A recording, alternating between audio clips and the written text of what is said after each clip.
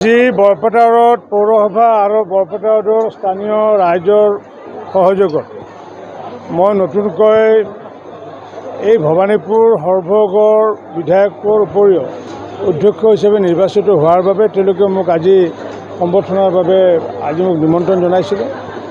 মোক বৰপেটা ৰোড পৌৰসভাকে আদি কৰি প্ৰায় 70টা সংগঠন বৰপেটা ৰোডৰ সংগঠনৰ লগতে ব্যক্তিগতভাৱেও যি আজি মোক আশীৰ্বাদ প্ৰদান কৰিলে, নিশ্চিত ওপৰত মোৰ কাম কৰাৰ যি মানসিকতা মোৰ বৃদ্ধি হৈছে আৰু ৰাইজৰ সহায় সহযোগত নিশ্চিত ওপৰত অকল বৰপেটা ৰোডতে নহয়, ভৱানীপুৰ সৰ্বগ সমষ্টিটো আগন্তুক দিনত যিমানখিনি ৰাইজৰ সেৱা কৰিবলগীয়া আছে আমি সেই সেৱা কাৰ্য আগবঢ়াই যাম।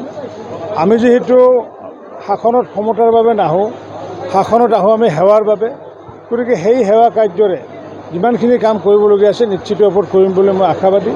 মই বৰপেটা ৰোডৰ সমূহ ৰাইজৰ শ্ৰীচৰণত মই সেৱা লৈছোঁ।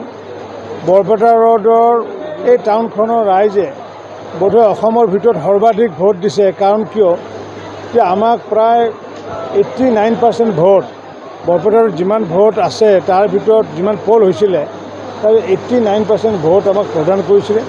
গতিকে যাৰ কাৰণে বৰপেটা ৰোডৰ সমূহ ৰাইজৰে শ্ৰীচৰণত মই সেৱা লৈছোঁ।